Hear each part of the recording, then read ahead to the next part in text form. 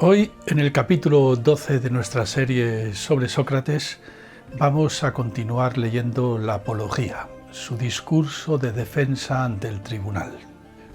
No cabe duda de que es la mejor manera de hacernos una idea del tipo de inquietud que introducía Sócrates en la ciudad, de cómo logró, podríamos decir, sacar de quicio a su pueblo, sacar de quicio al pueblo ateniense.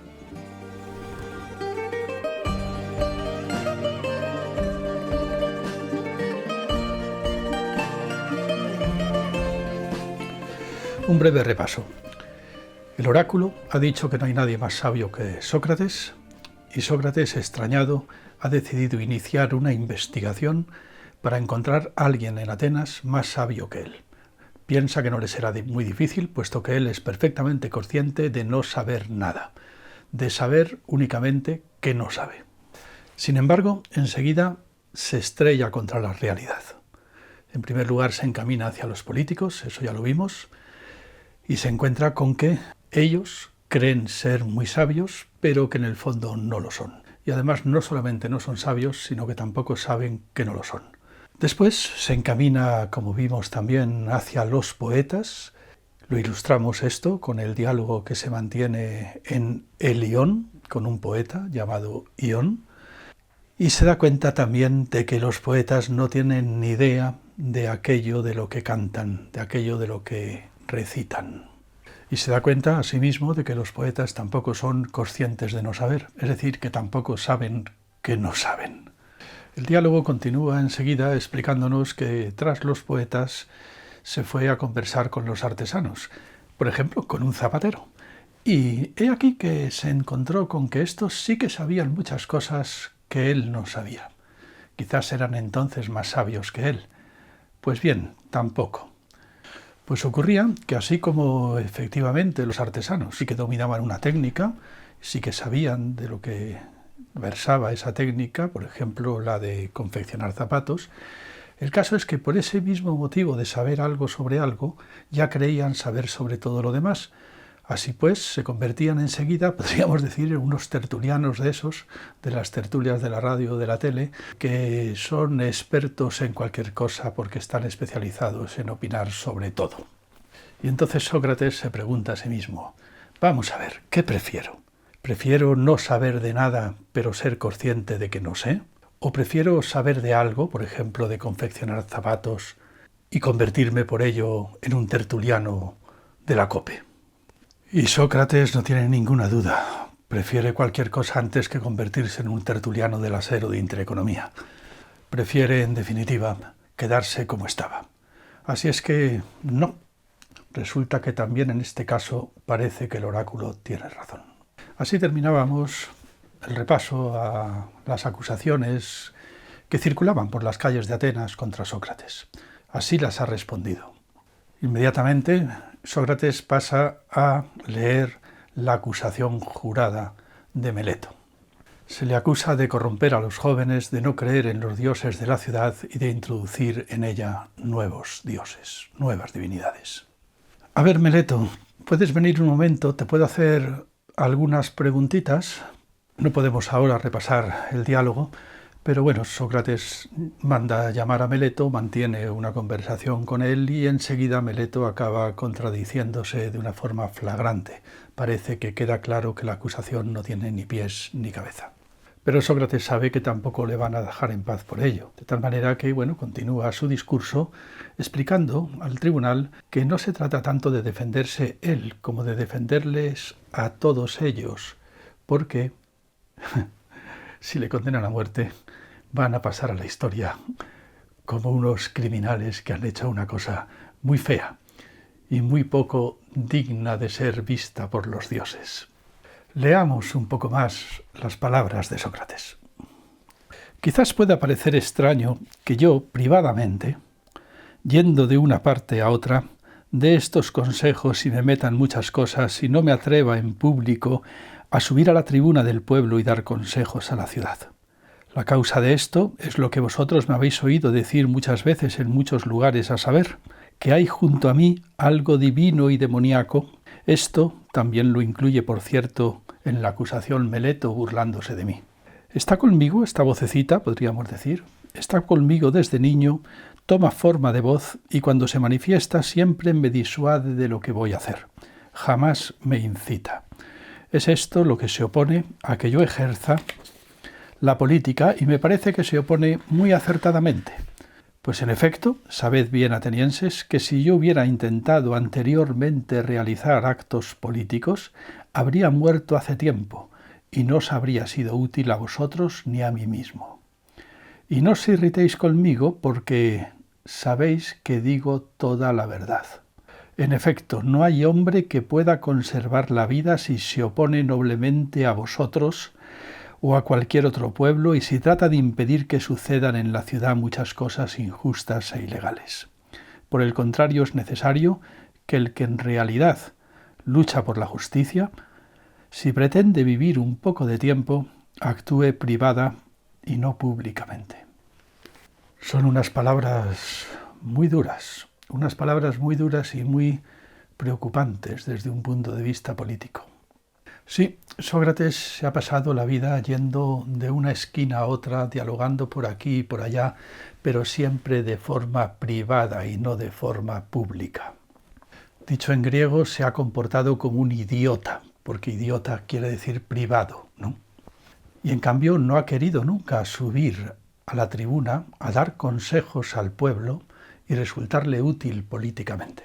Pero, ¿por qué será? Pues lo dice bien clarito. Pues muchachos atenienses, porque si hubiera subido a la tribuna pública hace ya mucho tiempo que me habríais matado. ¿Por qué creéis que he llegado a los 70 años? He llegado a los 70 años porque he ido escurriendo el bulto por ahí, por las esquinas. Vaya, que había como un diosecillo que al oído me decía... Sí, dice, esto también lo incluye Meleto en su acusación, que tengo un dios privado y que lo he introducido en la ciudad a escondidas. Madre mía. Hay algunos manuales incluso que dicen o que se toman en serio esta ironía socrática, ya lo dijimos en un capítulo anterior. El diosecillo en cuestión lo que le dice a Sócrates es: no te metas en política porque estos tipos te matan, tío, que te matan, que te matan. No te metas en política. No subas a la tribuna que estos tíos te matan. El diosecillo en cuestión parece bastante diáfano, parece mentira que haya quien no se dé cuenta de que aquí sencillamente Sócrates está burlando de sus acusadores. Y efectivamente Sócrates relata que en 2 ocasiones no tuvo más remedio, efectivamente, que subir a la tribuna pública, en una ocasión porque le había tocado por sorteo y salió muy mal parado. Es un episodio que ya conocimos en otro capítulo anterior, es el episodio del juicio en bloque a los 10 generales que volvían de ganar una batalla naval.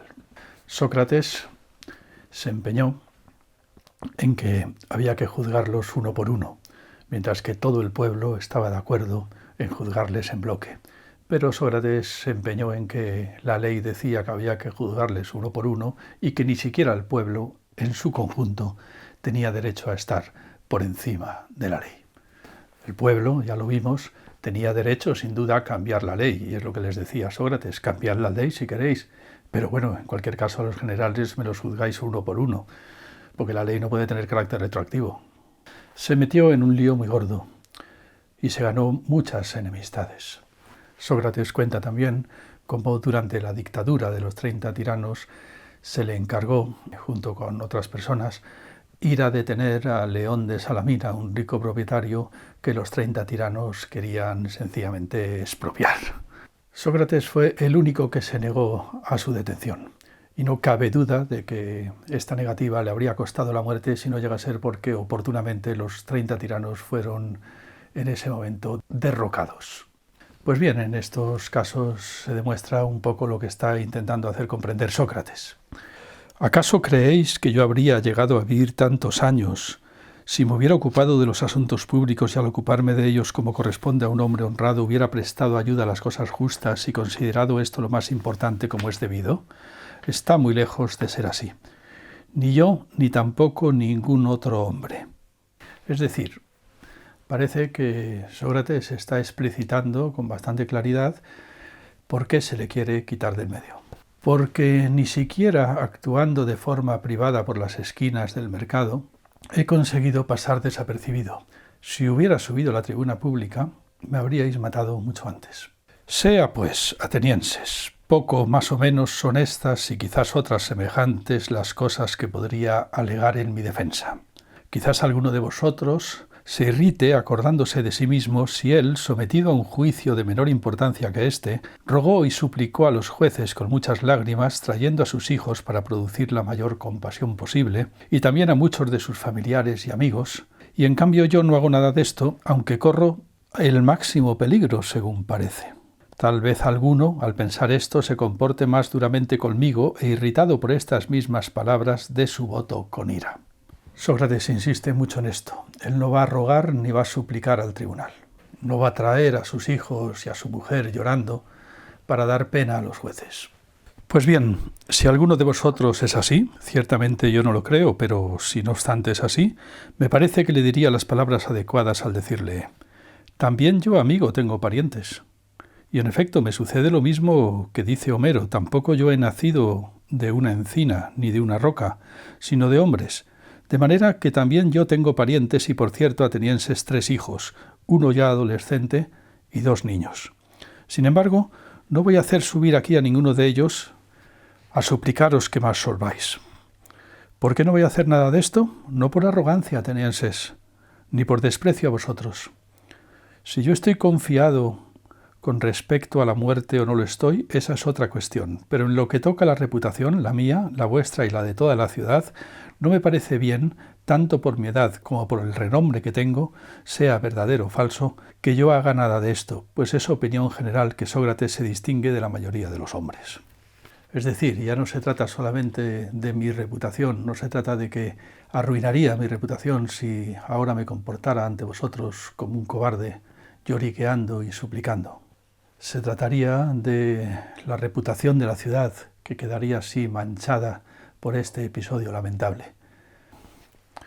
Pero sobre todo, aparte de la reputación atenienses, tampoco me parece justo suplicar a los jueces y quedar absuelto por haber suplicado, sino que lo justo es informarlos y persuadirlos. Pues no está sentado el juez para conceder por favor lo justo, sino para juzgar. Además, ha jurado no hacer favor a los que le parezca, sino juzgar con arreglo a las leyes. Por tanto, es necesario que nosotros, los acusados, no os acostumbremos a jurar en falso y que vosotros no os acostumbréis, pues ni unos ni otros obraríamos así piadosamente. Es muy impresionante lo que está diciendo Sócrates. Dice, si yo suplicar aquí y vosotros, por lástima hacia mí o hacia mis hijos, me absolvierais, y no porque lo diga la ley, no porque sea inocente respecto de la ley, os estaría yo animando a cometer un delito, os estaría animando a prevaricar, os estaría animando a juzgar por otra cosa distinta que la ley, y habéis jurado juzgar con respecto única y exclusivamente a la justicia. Y mira por dónde, precisamente entonces sí que estaría cometiendo un delito. Y además un delito del tipo del que me acusa Meleto, un delito de impiedad, porque os estaría animando a vosotros jueces a no respetar a los dioses. Estaría obrando de forma impía, intentando sobornaros para que seáis también vosotros mismos unos impíos. Por consiguiente, no estiméis, atenienses, que yo deba hacer ante vosotros actos que considero que no son buenos, justos ni piadosos, especialmente por Zeus, al estar acusado de impiedad por Meleto.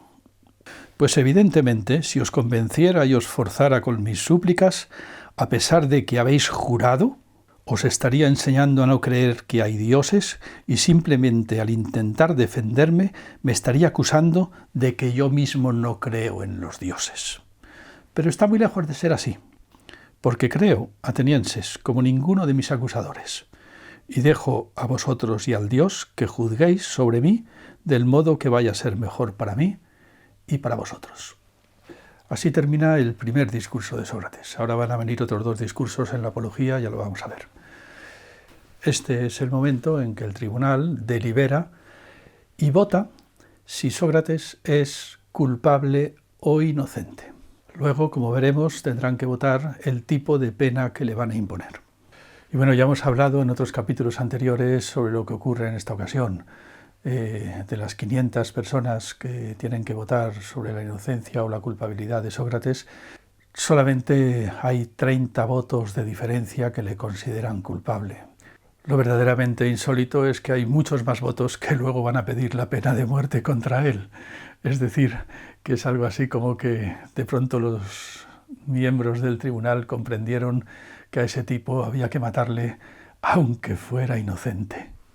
Pero no adelantemos acontecimientos. Vamos a ver qué es lo que dice Sócrates cuando se entera de que ha sido considerado culpable. Al hecho de que no me irrite, atenienses, ante lo sucedido, es decir, ante que me hayáis condenado, contribuyen muchas cosas y especialmente que lo sucedido no ha sido nada inesperado para mí. Si bien me ha extrañado mucho el número de votos resultante de una y otra parte. En efecto, no creía que iba a ser por tan poco, sino por mucho más.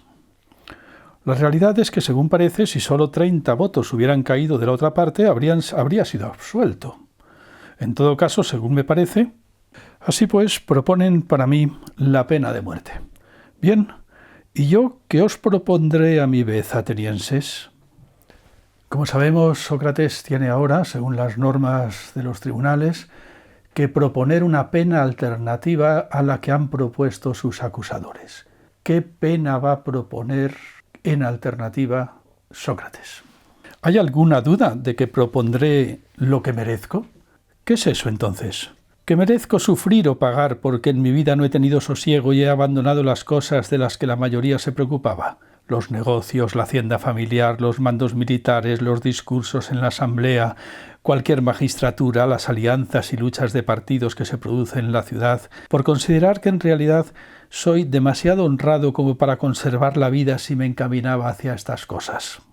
Insisto, lo único que he hecho ha sido pasearme por la ciudad intentando entresacar de entre vosotros un poco de coherencia. Así pues, por consiguiente, ¿qué merezco que me pase por ser de este modo? Algo bueno, atenienses, si hay que proponer de verdad según el merecimiento. Y además, un bien que sea adecuado para mí. Así pues, ¿qué conviene a un hombre pobre, benefactor y que necesita tener ocio para exhortaros a vosotros? Ocio. Una vez más, lo que necesita un filósofo ante todo es tiempo libre. Quedar libre de la tiranía del tiempo. ¿Qué merece un hombre así? Así pues, no hay cosa que le convenga más, atenienses, que el ser alimentado en el Pritaneo, con más razón que si alguno de vosotros en las Olimpiadas ha alcanzado la victoria en las carreras de caballos, de vigas o de cuadrigas. Pues este os hace parecer felices, y yo os hago felices. Y este nada necesita alimento, y yo sí lo necesito. En efecto, ser alimentado en el Pritaneo era el premio que recibían los ganadores de los Juegos Olímpicos, ser mantenido por el Estado. Y es muy bestia la forma en la que se ha expresado Sócrates. Al fin y al cabo, los que ganan los Juegos Olímpicos, a los que les estáis tan agradecidos, sencillamente os hacen creer que sois felices, y yo os hago felices de verdad. Mucho tiempo después va a decir Rousseau eso de que si la voluntad general ha dicho algo distinto a lo que yo quería, eso es que en realidad no lo quería y que los demás me están diciendo qué es lo que yo quería en realidad. Pero bueno, ya nos estamos acostumbrando un poco a este tipo de fórmulas porque es lo que hemos visto a lo largo de todos los diálogos que hemos repasado, ¿no? Sócrates te obliga a decir cosas que no quieres decir y que sin embargo no tienes más remedio que decir en caso de que seas coherente con lo que previamente tú mismo has defendido. Es lo que en capítulos anteriores hemos llamado razón. Así pues, si es preciso que yo proponga lo merecido con arreglo a lo justo, os propongo esto, que me mantengáis en el Pritaneo. Esta es la pena alternativa a la pena de muerte que propone Sócrates al tribunal. Quizás al hablar así, os parezca que estoy hablando lleno de arrogancia, como cuando antes hablaba de lamentaciones y de súplicas. No es así, atenienses, sino más bien de este otro modo. Yo estoy persuadido de que no hago daño a ningún hombre voluntariamente, pero no consigo convenceros a vosotros de ello, porque hemos dialogado durante poco tiempo. ¿Acaso no tenemos tiempo libre, atenienses? ¿Queréis que os haga unas preguntitas uno por uno y tomándonos el tiempo libre que haga falta, ya veréis cómo os convenzo de que me alimentéis en el Pritaneo? Puesto que si tuvierais una ley, como la que tienen otros hombres, que ordenara no decidir sobre una pena de muerte en un solo día, sino en muchos, os convencería.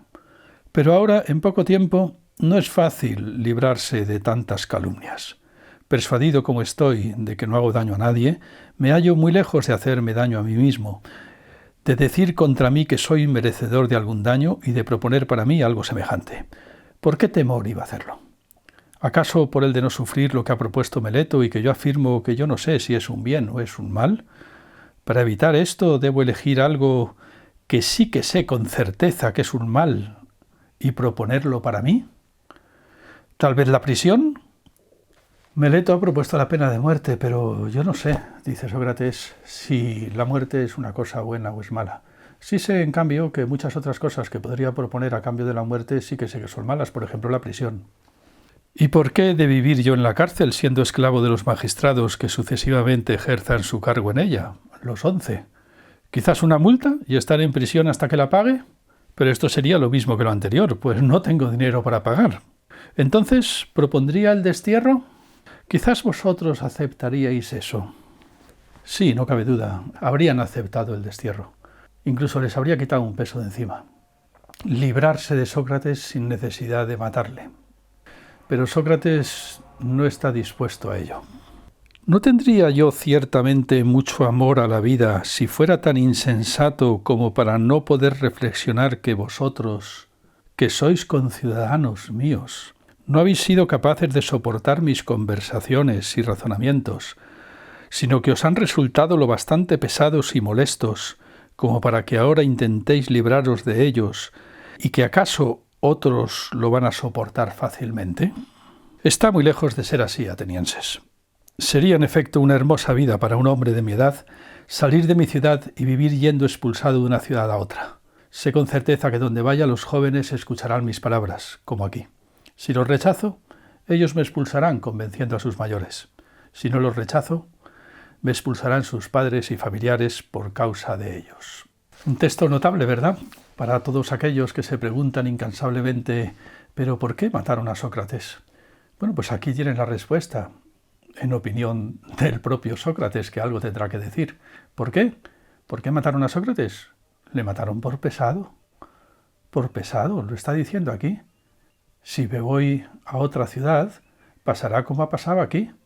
Si vosotros, que sois mis conciudadanos y ya me tenéis un poco de cariño, resulta que no habéis podido soportarme porque os he resultado lo suficientemente pesado y molesto, ¿cómo no me van a expulsar de la siguiente ciudad que pise?